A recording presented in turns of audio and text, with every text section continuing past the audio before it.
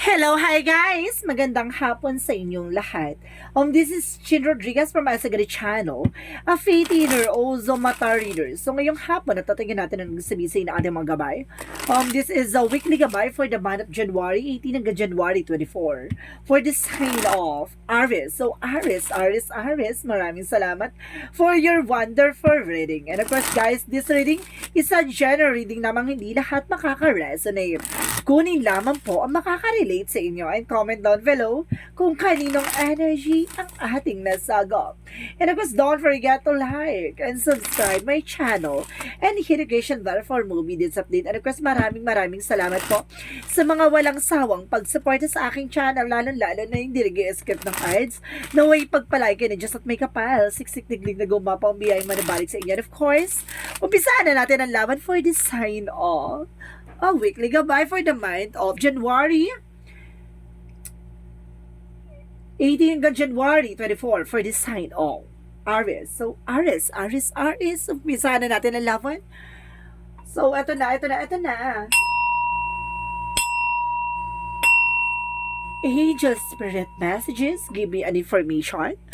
Ano kayang hanash or kaganapan sa buhay mga ating mga hagilap? Ito na. Angel Spirit Guide, please give me information. There's a Seven of Swords. So, there's nakedness. There's a cheating lying on you. Mag-ingat, ha? Maging aware.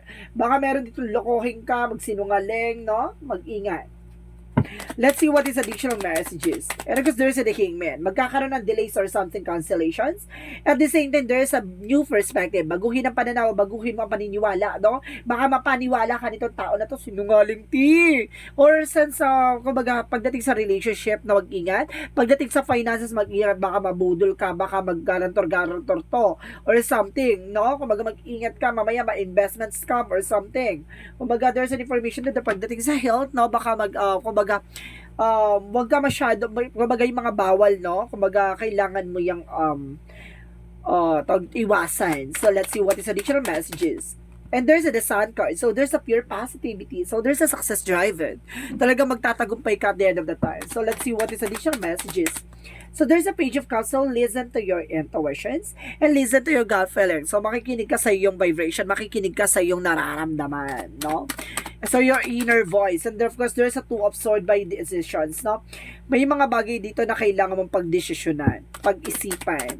Additional messages by the Three of Wands. So, waiting for a result or waiting for a shift. So, may mga bagay na kailangan mo antayin. Hindi ka pwede magpala-decision or something.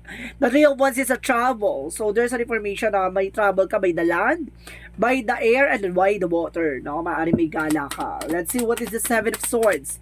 There's a Five of Wands. So, ito yung magbibigay ng complication itong sinungaling manloloko na to. Maging aware, ha? Baka magbigay ng komplikasyon sa'yo or problema. So, let's see what is the Hangman. The Hangman represents the Six of Swords, the transition. Kailangan mo na makaalis sa sitwasyon. Kailangan mo na makaalis dyan sa mga mapanlinlang or mapang-abusong tao. No? Kailangan mo na kumawala dyan. And there's a Temperance, a perfect timing. There's a solid foundation. No? Kumbaga, there's a solid, and of course, there's a success coming in for you. The Temperance is a perfect timing. And the Temperance is a solid foundation and solid investment. And the Temperance is a perfect timing and have a patience. So, let's see what is the Page of Cups. So, there is a Page of Swords. So, there's an information. No? Alamin mo, tuklasin mo. At makinig ka sa God feeling mo. Kaya ka nagkaroon ng God feeling kasi there's a something information na parang hinahatid sa'yo ng Angel Spirit na para maunawaan mo. So, let's see what is the Two of Swords. So, there's a Nine of Pentacles. So, there's a blossoming abundance. So, kailangan mo mag-decision dito na kayo need to take an action. So, kailangan mo ng, kumbaga, mag-invest on your own. And there's a financial windfall na maaaring kailangan mo sa pagdating sa negosyo. Kumbaga, mag-invest ka ng bago. And of course, ng eksena dito na maaaring mamulaklak na ang business mo, ganon. So, let's see what is the Three of Wands. Represent the word card. So, meron talagang trouble by international. Maaari may trouble ka dito around the world. At the same time, there's Two of Wands. So, there's a decision na kailangan mong gawin. There's a two-path, no? titingnan mo yung both side of situation, titingnan mo yung lighter side of situation, or titingnan mo yung pinaka-cause and effect ng magiging situation or possibilities. At the same time, there's a Six of Cups. So, kailangan mo nang kumawala sa mga nakaraan. Kailangan mo nang kumawala sa eksena na to. There's an ex na kailangan mo nang pakawalan. So, this is the moment na parang hindi ka pa rin makabangon. Or there's an information na maaring, there's a reconciliation na maaring babalik to. Hindi para mahalin ka, para linlangin ka, lokohin ka. So, let's see what is the Sun card in the Temperance. Represent the Magician. So, there's a manifestation. May mga bagay na mamamanifest ka dito in the perfect timing, in the success coming your way. Ganon! Kumbaga, sinasabi dito, hayaan mo siyang mangyari, unfold it naturally, no? The Magician represent na manifestation. Makukuha mo yung mga bagay na yan at the end of the time. The Nine of Wands is a kumbaga, perseverance. Magtiyaga ka. Kumbaga, step by step, no? Kumbaga, kailangan mong pagdaanan yung mga bagay-bagay na yan. Alamin, tuklasin, no? Kumbaga, sinupin yung mga bagay-bagay, no? Kumbaga, na magdadala sa'yo ng bagong eksena. Kumbaga, there's a near to success. Napakalapit mo na sa success. Pero, may mga, siguro malapit ka na dun sa impormasyon or kumbaga matutuklasan mo na yung mga bagay-bagay na makakatulong sa iyo. Let's see what is the Two of Swords represent the Nine of Pentacles. There's a Strength card. So there's an information dito, kailangan magkaroon ng confidence. Kumbaga kailangan mo magdesisyon na buong puso at kaluluwa mo yung desisyon na yan. Hindi ka pwede magkaroon ng doubt and fear. Kailangan buo yung decision mo, pure and free. So let's see what is the Three of Wands and the World card represent the King of Swords. So there's a truth, no? There is a truth. Kumbaga, alam mo na ang katotohanan or something, the King of Swords represent that stop the pattern. No? Kailangan mo na putulin yung mga bagay-bagay na alam mong, diba, nakasanayan mo sa nakaraan nyo, alam mong hindi siya nag-benefit or hindi kumbaga, nagkaroon ng impact sa'yo ng hindi magandang eksena. So, this is the moment na kailangan mo nang baguhin at putulin. Additional messages for the outcome. For the outcome is the Ten of Wands. So, there's a burden. No? Kumbaga, grabe. Grabe yung pahirap. Grabe yung naranasan mo talaga dito with the Empress card. Renewal. Magkakaroon ka na ng renewal and new beginning. And the Nine of Cups is a wish fulfillment. So, ito na yung hiniling mo na makakaalis ka na sa obligasyon, problema. So, this is the moment na kumbaga, babaguhin ka ng tadhana. Babaguhin yung kasalukuyan mo. Ganon. So, let's see additional messages for career.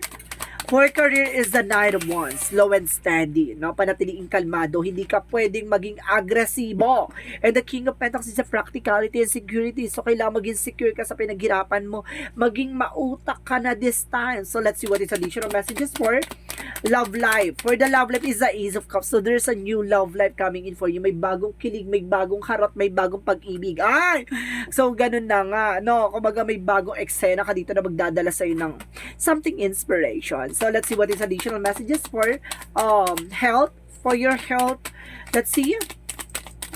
For your health, there's a Moon card. So, there's an, kumbaga, hidden agenda or hidden enemies. The Moon card represent on information, kumbaga, nagkakaroon ka ng illusion or something confusion that because yung mga iniisip mo, yun yung nagkakos kaya sa health mo ay nagkakaroon ng failure, no? Kumbaga, kasi, kumbaga, it's either hindi ka makatulog, kumbaga, there's a sleepless kasi dami mong iniisip, no? Kumbaga, yan ang kailangan mong iset aside, yung mga iniisip mong alam mong walang katotohanan, diba? So, let's see what is additional messages for magical fairy messages. So, magical fairy messages get me information. So, let's see what is additional messages.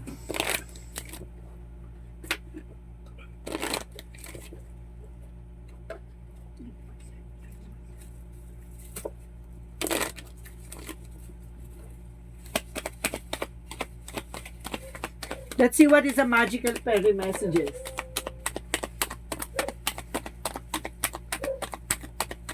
Get some exercise. So, kailangan mo na exercise dito, ha? So, kailangan mo exercise, kailangan mo pagpawisa, kailangan mo mag-diet.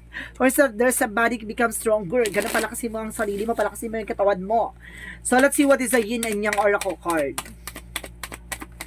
So, there's a toxicity. So, see, I told you, there's a toxicity na, and there's a pattern. Ito yung kailangan mo nang putulin, yung toxic behavior or toxic energy or something toxic eksena. Request there's an information by the limitation fear. Ito yung isa pa to, sana yun na nagkakaroon ka ng takot at pangamba, kailangan mo rin yan iset aside. Kailangan tayo, marunong tayo mag-take ng risk sa mga decision or sa mga bagay-bagay, pero kailangan yung pag-isipan muna. And the air, no, may kinalaman ka sa mga air signs, no, Gemini, Libra, Aquarius. So may mga kinalaman ka dito or something, baka yung person mo Gemini, baka yung person mo is Libra or person mo is Aquarius. So this is the possible na may kinalaman ka sa air sign. So let's see what is additional Archangel. Archangel Raphael. Archangel Raphael messages.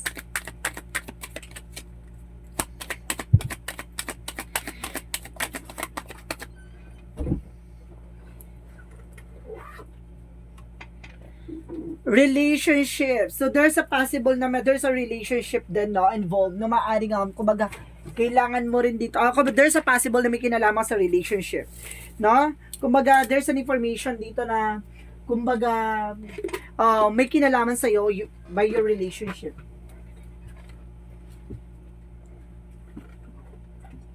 So let's see what is additional messages for Archangel Raphael.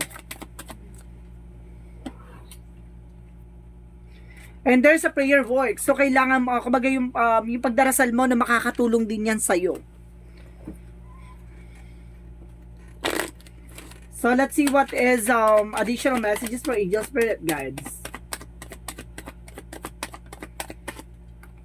And there is a practice. So, practice makes perfect. So, kailangan mo i-enhance yung abilities mo, yung skills mo. Kumbaga, marami ka dapat i-polish sa sarili mo. Ganon. So, let's see, or i-improve sa sarili mo, or i-develop, ganun. So, let's see what is additional messages. So, there's a karmic relationship. So, there's a possible na may, kumbaga, yung relationship nyo ay nasa karmic relationship, no? There's a soul growth, no? There's a conflict. Marami kayong pinagdaanan. Marami talagang ugat ng eksena sa inyo. Kumbaga, there's a toxic family, toxic friends, toxic relationship.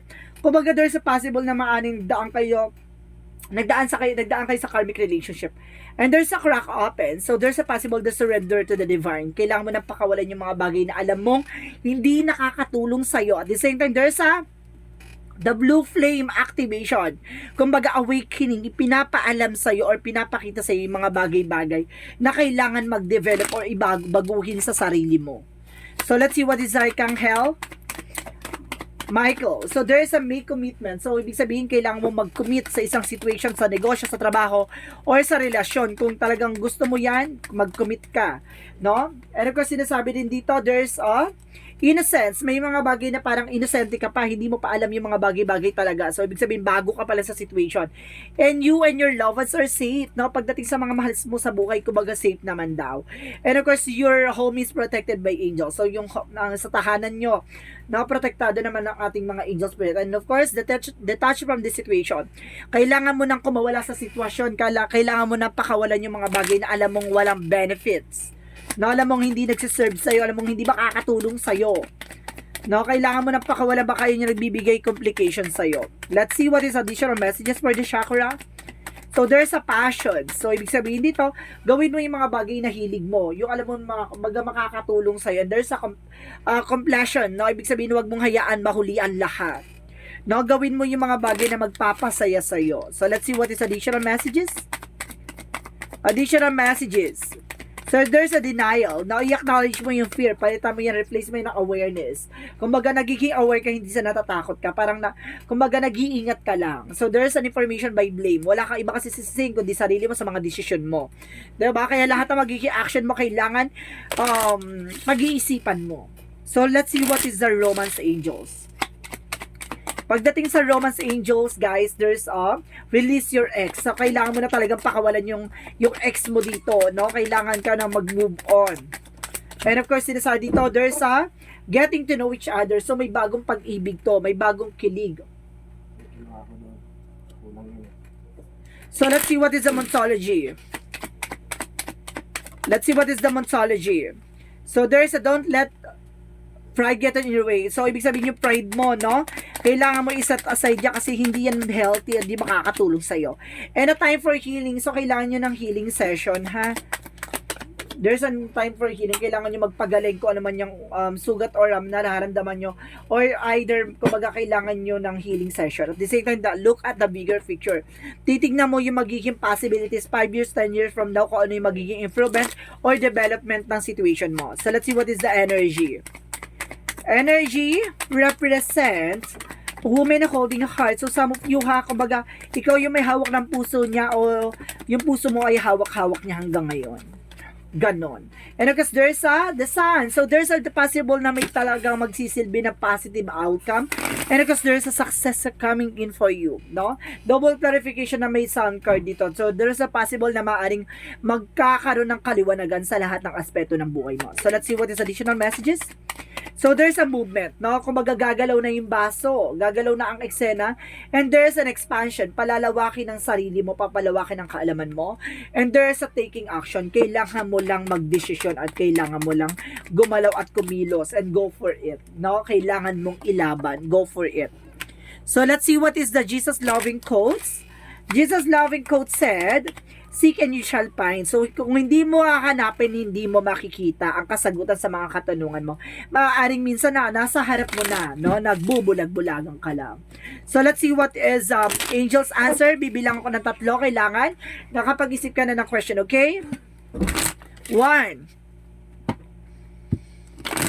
2,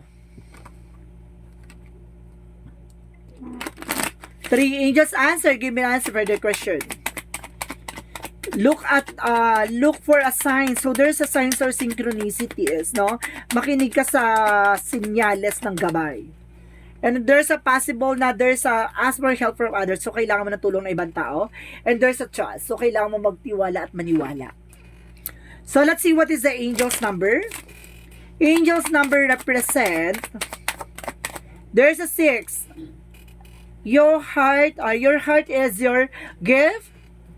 You are natural born, natural, and have a great talent for helping and healing others. So you are epitome of self-sacrifice and protector for those you love. So napaka-nurture sa'yo pagdating sa mga being a generous and kind person. No? Kumbaga ikaw ay talaga nasa pagkatao mo yung pagiging mabuti. No? Kumbaga you are being gifted for the heart. So ibig sabihin dito, kumbaga kaya mong tumulong na walang hinihinging kapalit. Ganon yung pagkatao mo. So let's see what is the messages of life. Let's see what is the messages of life represent. So there's love appears. Ito nga, di ba, yung unconditional love. I re-announce my faith, I release my resistance. Today, I choose to recite the light of my being. I rise up boldly and ask for the understanding that will free me of my duality. My prayers are heard and God sends angelic help so that love and peace find their way to me when I open my eyes, love appears. So, ibig sabihin dito, may ibig sabihin yung mga bagay-bagay sa'yo. Kumbaga, binibigyan ka ng signs or messages ng ating angel spirit na kumbaga, dahil sa kabutihan at busilak mong puso, kumbaga, pinapakawalan mo na yung mga negatibo sa paligid mo. No? Marunong ka magpatawad na kahit na hindi ka hiningan ng tawad or marunong ka talaga magbigay ng mga bagay na hindi may hinihingi. No? Kumbaga, napaka-generous mo at napaka-kind mong tao. Ibig sabihin dito, kung talaga there's an unconditional love inside and out of your life. No? Kumbaga talagang nasa buthi mo yung pagiging mabuti. So, ibig sabihin dito, kaya may mga bagay talaga inaabuso ka na at talagang, diba, kumbaga naiinggit din behind your back, kaya ginagawa ka ng eksena. So, this reading is weekly gabay for the month of January 18 hanggang January 24 for the sign of Aries. So, Aries, maraming salamat for your wonderful reading. So, this reading is a general reading namang hindi lahat makaka-resonate. Kunin lamang pa makaka-relate sa inyo and comment down below kung kaninong energy ang ating nasagap. And of course, don't forget to like and subscribe my channel and hit notification bell for more videos update. And of course, maraming salamat po sa mga walang sawang pag-support sa aking channel. Lalo na hindi nag-skip ng ads. Naway pagpalay kayo na Diyos at may kapal, siksik, liglig na guma po ang biyay manabalik sa inyo. And of course, once again, this is Chin Rodriguez, Pamaes Tagali channel, a faith healer, also mata reader. And of course, see you in the next video. Bye-bye and babush.